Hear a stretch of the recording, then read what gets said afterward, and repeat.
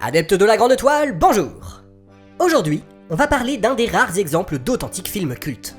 Un de ces ovnis cinématographiques qui continuent de diviser le public plus de 30 ans après leur sortie. Et d'un côté, on a ceux qui vénèrent le film et citent des extraits à la moindre occasion. Get out of town! Buckaroo Banzai! I like Buckaroo Banzai! De l'autre, on a ceux qui ne comprennent pas l'intérêt de ce machin.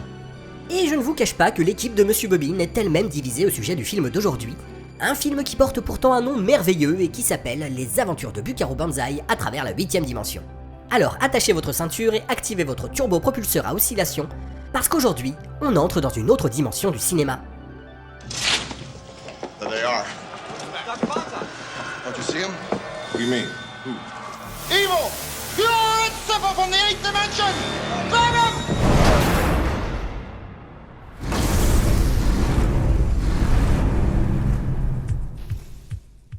Sorti en 1984, Les Aventures de Buckaroo Banzai à travers la 8ème dimension ressemble à première vue à un condensé de tous les excès du cinéma des années 80.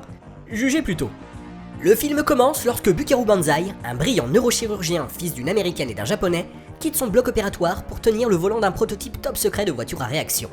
Alors que sa mission consistait uniquement à tester la vitesse de pointe de la voiture, il détourne le véhicule pour tester sa propre invention, le turbopropulseur à oscillation. Développé avec son mentor, le Dr Ikita, le turbopropulseur à oscillation est un dispositif dont le but est de permettre de traverser la matière physique. Pour prouver son efficacité, Buckaroo Banzai décide donc de lancer la voiture à réaction contre une montagne. À l'intérieur de la montagne, il découvre l'existence d'une 8ème dimension cachée au sein même de la matière qui nous entoure. Et surtout que cette dimension est peuplée d'êtres organiques. Du coup, Buckaroo Banzai et sa garde rapprochée vont tout naturellement fêter ça avec un concert dans une boîte de nuit. Bah oui, on peut très facilement être à la fois neurochirurgien, physicien, pilote d'essai et rockstar. Il suffit juste de pas perdre son temps sur YouTube en fait. Mais ce qu'ignore Buckaroo Banzai, c'est que sa découverte a immédiatement attiré l'attention de deux groupes d'extraterrestres venus de la mystérieuse planète 10, l'électroïde noir et l'électroïde rouge. Car la mystérieuse 8ème dimension était en réalité une prison dans laquelle les gentils électroïdes noirs avaient réussi à enfermer les méchants électroïdes rouges. D'ailleurs, le chef d'électroïdes rouges, Lord John Worfin, est parvenu à s'évader de la 8ème dimension en 1938 en prenant possession du corps du professeur Emilio Lizardo lorsque celui-ci avait conçu un prototype de turbopropulseur à oscillation avec le Dr Ikita. Lorsque Emilio Lizardo, alias Lord John Worfin, apprend que Buckaroo a mis au point un turbopropulseur fonctionnel, il décide de s'en emparer pour libérer les autres électroïdes rouges et reprendre le contrôle de la planète 10. Pour cela, il mobilise d'autres électroïdes rouges qui s'étaient réfugiés sur Terre.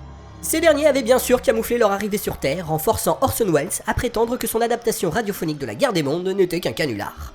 Pour éviter la libération d'électroïdes rouges, le chef d'électroïdes noirs, John M. Dahl, envoie sur Terre un messager nommé John Parker avec un ultimatum. Soit Buckaroo Banzai parvient à stopper les plans d'électroïdes rouges avant le coucher du soleil, soit les électroïdes noirs simuleront une explosion atomique sur Terre pour déclencher une 3ème guerre mondiale entre les USA et l'URSS, annihilant ainsi à la fois l'humanité et l'électroïde rouge. So what? Big deal. Et si vous trouvez que ce résumé part dans tous les sens, laissez-moi ajouter que lorsqu'ils prennent forme humaine, les électroïdes rouges sont roux et les électroïdes noirs sont des rastas. Que Buckaroo Banzai a une histoire d'amour avec une femme qui semble être la sœur jumelle de sa femme décédée, que Jeff Goldblum joue un neurochirurgien qui s'habille en personnage de western des années 20, que Buckaroo Banzai peut compter sur le soutien matériel et humain de son fan club, les Blue Blaze Irregulars, et qu'évidemment, tout l'électroïde se prénomme John. Electroids, Planet 10, nuclear, extortion, a girl named John. Face à ce gros condensé de n'importe quoi, il y a deux réactions possibles. Soit vous vous dites que la seule explication, c'est les années 80 à Hollywood, et donc... Soit vous êtes un petit peu plus curieux et vous découvrez que le duo créatif aux commandes, Earl McCrouch et W.D. Richter, ont plutôt des gueules à sortir de Revenge of the Nerds, et qu'il y a peut-être quelque chose à creuser. Et vous aurez évidemment raison. Lorsqu'on s'intéresse à la jeunesse de Buckaroo Banzai, on apprend que la rencontre entre le réalisateur W.D. Richter et le scénariste Earl McCrouch s'est faite via la revue des anciens élèves du Dartmouth College. Intrigué par un article sur le roman Arkansas Adios écrit par Rauch, Richter s'était procuré le livre et dans la foulée a pris contact avec Rauch pour le convaincre de venir travailler à Hollywood. Déjà, une telle prémisse intrigue. Comment deux anciens élèves de Dartmouth College, une des 8 universités de la prestigieuse Ivy League, ont-ils créé un truc aussi bizarre que Buckaroo Banzai?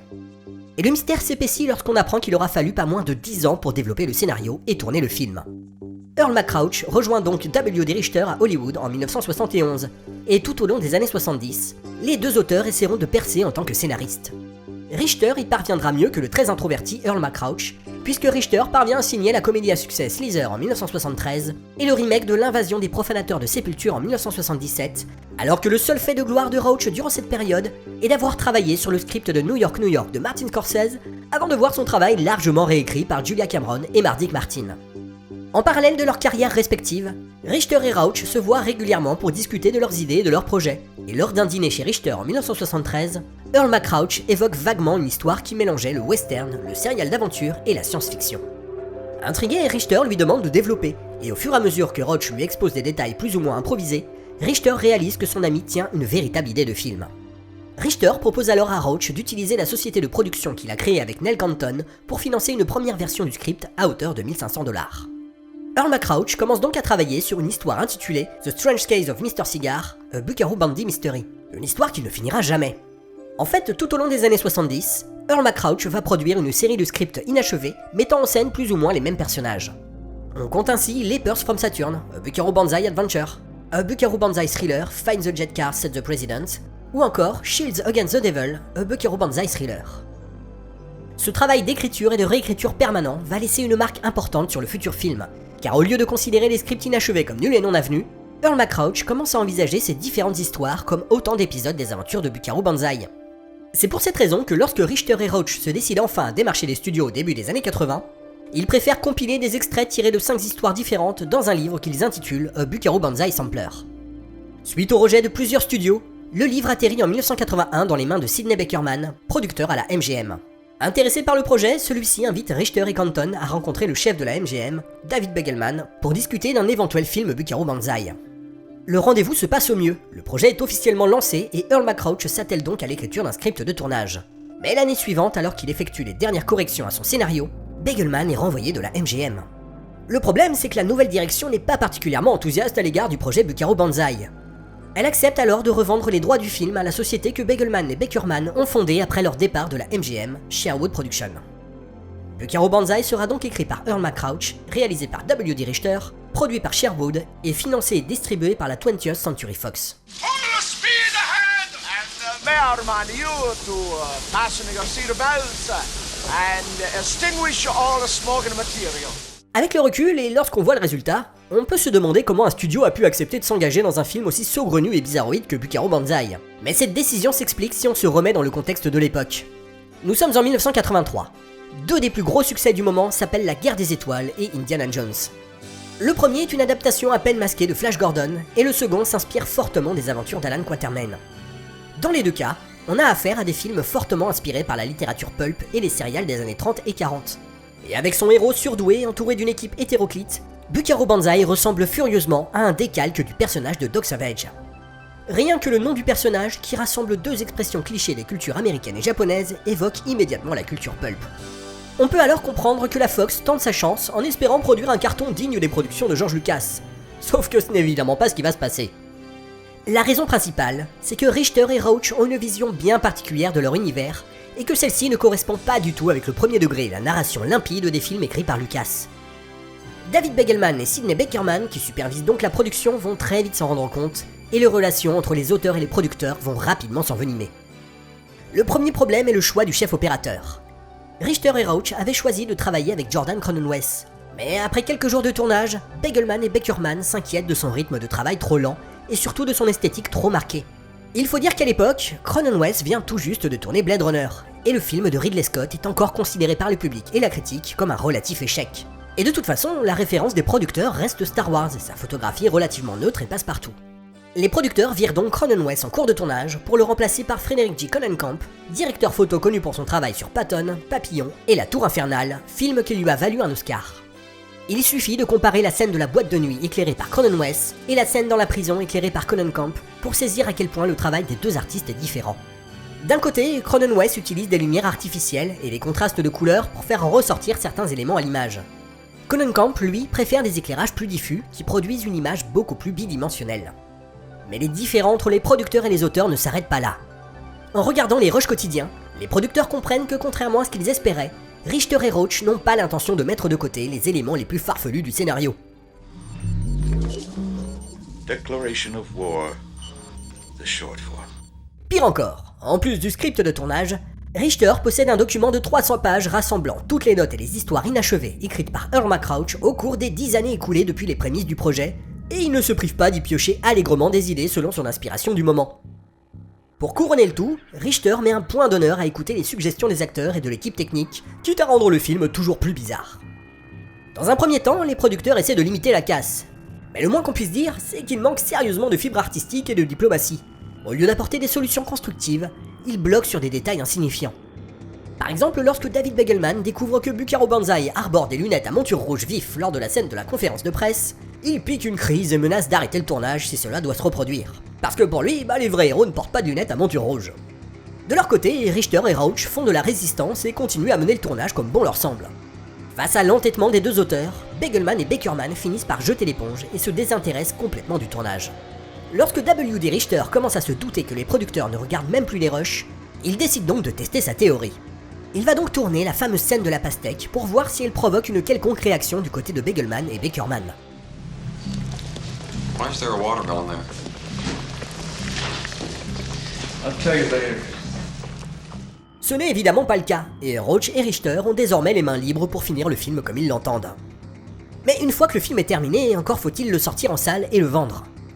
Le premier problème, c'est que durant les années 80, la Fox est un studio en crise et ne cesse de changer de dirigeant. Et Buckaroo Banzai sort en pleine période de transition, lorsque le PDG Alan Hirschfield laisse sa place à Barry Diller. Comme souvent dans ce genre de cas, les nouvelles instances dirigeantes n'ont pas vraiment envie de promouvoir un projet lancé par leur prédécesseur. Le second problème, c'est le film lui-même. Le film est tellement bizarre que personne ne sait comment le vendre. Même dans les vidéos promotionnelles tournées par le studio, les acteurs avouent qu'ils sont incapables d'expliquer de quoi parle le film. I've been asking about that for a while. I know nothing. Every time I say anything about this film, I have to go into like a half an hour of explanation. Sans surprise, c'est donc un échec en salle qui ne rapportera que 6 millions de dollars sur les 17 qu'il avait coûté. Alors récapitulons. Nous avons deux auteurs sortis d'une des plus prestigieuses universités américaines, une histoire et un univers développés pendant des dizaines d'années et un tournage où le réalisateur a fini par avoir une liberté totale. La question qui se pose est donc la suivante. Est-ce que Buckaroo Banzai est une tentative complètement ratée d'imiter les films produits par George Lucas, ou bien est-ce une tentative plus ou moins réussie de s'inspirer des mêmes influences pulp pour proposer quelque chose de radicalement différent? Vous vous en doutez, on penche plutôt pour la deuxième option.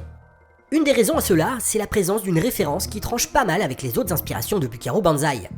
Cette référence, c'est le nom de la compagnie fondée par l'électroïde rouge, Yoyodyne. I want to make a call to Mr. John Big Booty at a Yoyodyne Propulsion Systems over in Grover's Mill. En effet, le nom Yoyodyne est directement tiré de deux romans de l'écrivain Thomas Pynchon, V et Vente à la criée du lot 49. Et comme ce clin d'œil ressemble fort à une véritable déclaration d'intention, il convient de s'arrêter 2 minutes sur l'œuvre de celui-ci. Thomas Pynchon est donc un auteur américain né en 1937, qui a commencé sa carrière dans les années 60 et a publié 8 romans, dont le dernier, Fonds perdu, date de 2013. En 50 ans de carrière, Thomas Pynchon a réussi le tour de force de s'imposer comme un des fers de lance de la littérature postmoderne américaine, tout en préservant farouchement son anonymat, si bien qu'on ne possède aucune photo de lui postérieure à 1959. Le style de Pynchon se caractérise souvent par des livres extrêmement denses. L'auteur s'inspire souvent de la littérature pulp et des romans d'aventure pour créer et entremêler des intrigues toutes plus alambiquées les unes que les autres. Pynchon s'amuse également à peupler ses romans de personnages baroques au patronyme improbable et surtout à brasser des quantités astronomiques de références en tout genre. Pynchon semble être aussi à l'aise pour disserter sur des domaines ultra précis de la culture classique que sur les dernières avancées des technologies de pointe ou sur les aspects les plus triviaux de la pop culture. Par exemple dans Vente à la criée du lot 49, qui est un de ses romans les plus courts et peut-être le plus simple, Pynchon élabore une intrigue à base de théâtre élisabétain, de services postaux dans l'Europe du 19e siècle et de contre-culture californienne 60s. Et pour faire bonne mesure, il rajoute quelques allusions au début de la musique électronique, à l'Holocauste, au Lolita de Nabokov, ou encore au concept physique du démon de Maxwell. Évidemment, le tout en moins de 200 pages. Mais ce qu'il faut comprendre avec Pynchon, c'est que ce foisonnement de références n'est jamais totalement gratuit. Le but de son œuvre est de traduire ce qui est pour lui l'essence de la réalité postmoderne, c'est-à-dire un monde où les individus sont assaillis par des masses d'informations en tout genre, à tel point que la quantité et l'enchevêtrement de données, des signes et des symboles ne permettent plus aux individus de faire le tri et de donner un sens global à la réalité. C'est pour ça que les romans de Pynchon sont peuplés de personnages paranoïaques, qui tentent de déterminer si les signes qu'ils perçoivent autour d'eux sont la marque d'une conspiration ou bien de simples coïncidences. C'est aussi pour cela que Pynchon s'inspire des pulps, des serials ou des romans d'aventure. C'est-à-dire des genres où les péripéties abracadabrantesques et les situations extravagantes priment parfois sur la logique dramaturgique. Pour Pynchon, ce genre d'univers est donc le terrain de jeu idéal pour traduire l'absurdité de la réalité postmoderne. Mais si les aventures de Buckaroo Banzai à travers la 8ème dimension ne cherchent pas à être un manifeste politique, le film emprunte tout de même à Pynchon son rapport à la culture pulp, c'est-à-dire un univers où tout est permis et où la créativité la plus débridée peut s'exprimer. A l'instar de l'œuvre de Pynchon, les aventures de Buckaroo Banzai à travers la 8ème dimension jettent donc aux orties pas mal de règles de la dramaturgie, notamment dans sa façon d'introduire son personnage et son univers. Pour s'en rendre compte, on peut comparer Buckaroo Banzai avec les 2 films qui ont motivé sa mise en chantier. Dans La Guerre des Étoiles, George Lucas pose dès les premières minutes son univers de space opéra avec son personnage de méchant, sa princesse, ses 2 robots en fuite. Il introduit ensuite le personnage de Luke Skywalker, un jeune fermier qui va servir de référent pour le public lorsque le film s'élance dans l'inconnu de la galaxie. C'est le principe classique du poisson hors de l'eau. Dans Les Aventuriers de l'Arche perdue, Spielberg introduisait tout d'abord l'aspect aventure du film avec sa jungle, sa carte pour trouver le trésor. Puis il faisait la démonstration de l'habileté de son protagoniste avec un fouet, avant de révéler enfin le visage de cet aventurier avec un grand A. Dans Buckaroo Banzai, W.D. Richter introduit très rapidement la situation avec un texte défilant à l'écran, puis plonge directement le spectateur dans le quotidien de Buckaroo Banzai, qui doit donc tout naturellement passer d'une opération du cerveau à un test de voiture à réaction. À aucun moment les auteurs n'essaient de justifier ou de rationaliser cette double compétence du protagoniste. Au lieu de ça, le public a droit à 5 minutes de techno-bullshit sur l'expérience en cours. Multi-stage axial compressor. Latched. Pure pressure. 1800 toes. Les spectateurs n'ont donc d'autre choix que d'accepter qu'il est bel et bien en train de suivre les aventures d'un neurochirurgien scientifique pilote d'essai qui va se révéler en plus être une rockstar. Contrairement à Indiana Jones et à la Guerre des Étoiles, le début de Buckaroo Banzai n'est pas une introduction au récit à venir. C'est une déclaration d'intention méta-narrative. Richter et Roach essaient moins de présenter l'univers de leur film que de dire au public « Attention, vous allez devoir accepter pas mal de choses qui n'ont pas de sens. Et si vous n'y êtes pas prêt, eh ben tant pis pour vous. » It's a movie that does not conform to any traditional storytelling that you're used to from years of watching movies. It doesn't give a shit whether you know what's going on or not, you know? Pour ne rien arranger, les auteurs avaient conçu leur film comme une sorte de faux documentaire. Et comme Buckaroo Banzai est présenté comme une superstar dans le film, Richter et Roach ont construit leur récit comme si le personnage et ses compagnons étaient bien connus du public. Résultat, le comportement des protagonistes est rarement expliqué, et les spectateurs ont constamment l'impression d'avoir un temps de retard sur les personnages. That's me. I've been ionized, but I'm okay now. Il faut attendre le moment où l'hologramme de John Lemdal pose clairement les enjeux, c'est-à-dire une bonne heure de film pour que public et protagonistes soient au même niveau. Will everybody please shut up so I can hear the rest of this thing? Le fait de prétendre que le film est en réalité un docudrama se limitera finalement aux éditions DVD et Blu-ray du film. A l'origine, Buckaroo Banzai devait débuter par une séquence en 8 mm montrant la mort des parents du héros et présentée comme une archive du Banzai Institute. Pour la sortie en salle, cette introduction sera remplacée par un texte défilant. Elle sera restaurée dans les versions DVD et Blu-ray et accompagnée de différents bonus présentés comme des archives du Banzai Institute, avec en prime un commentaire audio où Earl McCrouch endosse l'identité de Reno, un des Hong Kong cavaliers. Toujours dans l'optique de présenter Buckaroo Banzai comme un film inspiré de faits réels, Richter et Roach voulaient donner au spectateur un aperçu de la réalité dans laquelle évolue le personnage. Pour cela, le duo avait tourné des dialogues faisant référence à un mystérieux vilain, le démoniaque Anoxan, qui aurait été révélé dans le film suivant comme le chef de la World Crime League et la némésis de Buckaroo Banzai. Mais les auteurs ont finalement estimé que le film était déjà assez compliqué à suivre. Ils ont donc supprimé les allusions à Anoxan du montage final. Il reste néanmoins quelques traces de cette tentative de présenter le film comme un docudrama. Par exemple, le personnage de Buckaroo Banzai est dans le film un héros de jeux vidéo et de comics. What is it? Buckaroo Banzai. It's the latest issue. Ça n'a l'air de rien, mais ce genre de détail va à l'encontre d'une convention implicite des histoires d'aventure qui dit qu'il ne faut pas mentionner d'œuvres fictionnelles, et encore moins d'œuvres fictionnelles mettant en scène le protagoniste. Un peu comme s'il ne fallait pas casser la suspension d'incrédulité du public en lui rappelant que les œuvres de fiction existent et qu'il est justement face à l'une d'elles. De la même façon, la référence au canular radiophonique d'Orson Welles suggère que l'action du film se déroule dans notre réalité, et non dans une sorte d'univers parallèle. Là encore, le film brise un code des films d'aventure. Il fait l'inverse de ce que faisaient les aventuriers de l'Arche perdue, qui ne traitaient jamais de la réalité du régime nazi, et se contentaient d'utiliser les nazis comme une figure du mal.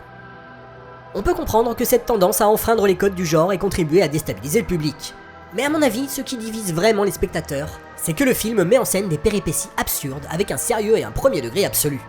Traité de façon ironique et cynique, l'histoire de Buckaroo Banzai aurait probablement donné quelque chose comme cette purge infâme de Kung Fury. Mais W.D. Richter et Earl McCrouch ont trop de respect pour la culture pulp pour tomber dans ce genre de facilité.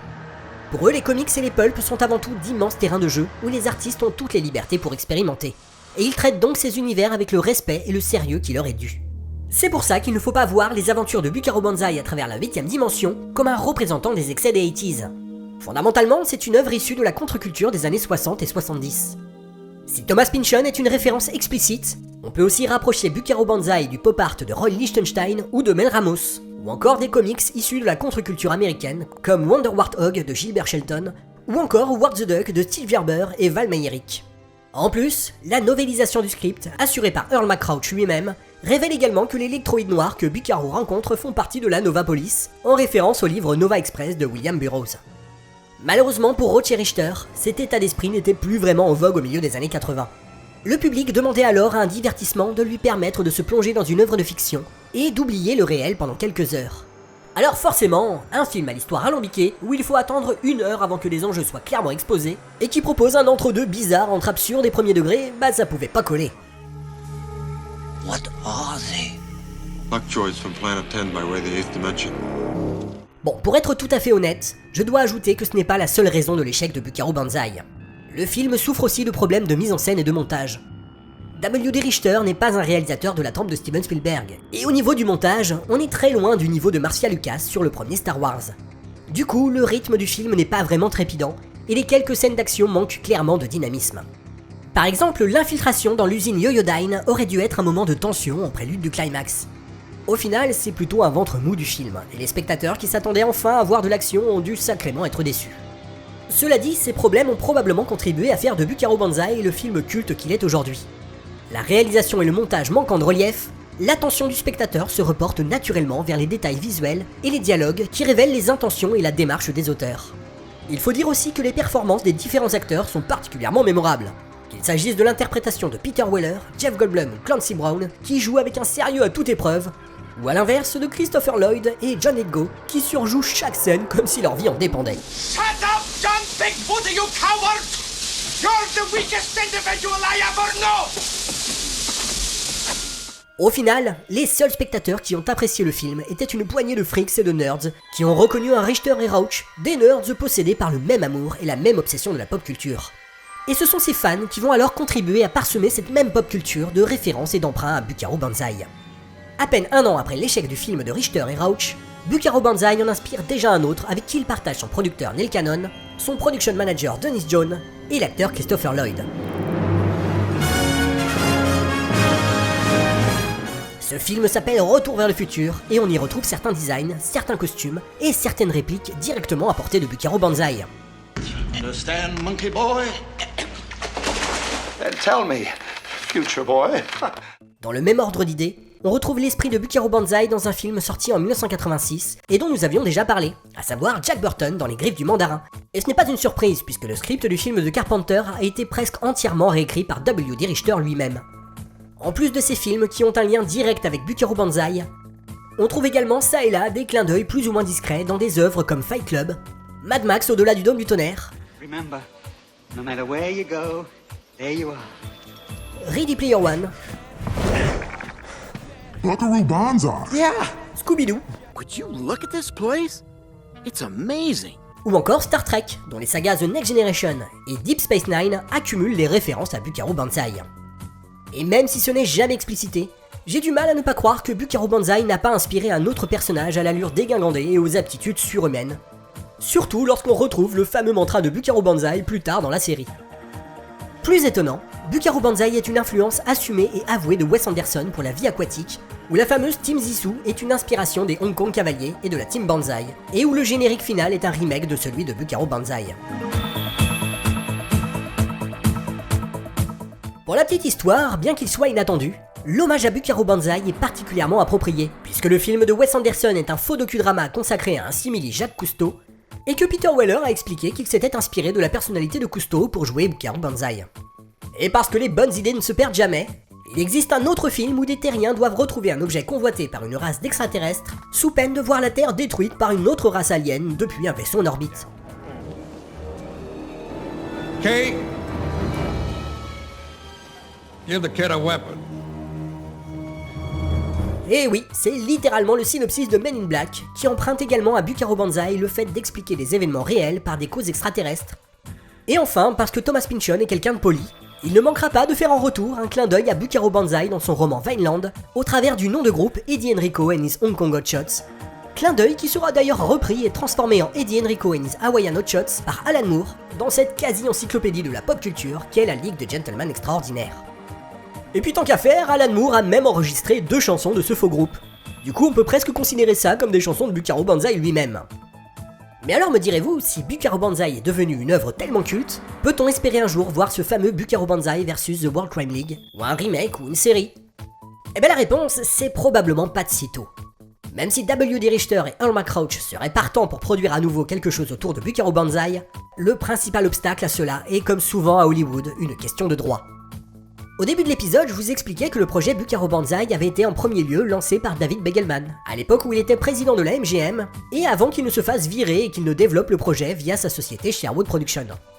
Eh bien, il s'est avéré qu'en tant que producteur, Begelman n'était pas très regardant sur les aspects légaux et juridiques de ses activités. Oh, the deuce you say. Résultat, même si Buckaroo Banzai a finalement été financé et distribué par la Fox, une partie des droits appartient encore à la MGM, et c'est la raison pour laquelle c'est encore le logo de la Fox qui apparaissait en introduction du film lorsqu'il était sorti en VHS en 1985, avant d'être remplacé par celui de la MGM sur les éditions DVD et Blu-ray. Toujours est-il que le flou autour des droits associés au film et à ses personnages aurait fait capoter 2 projets de séries télé.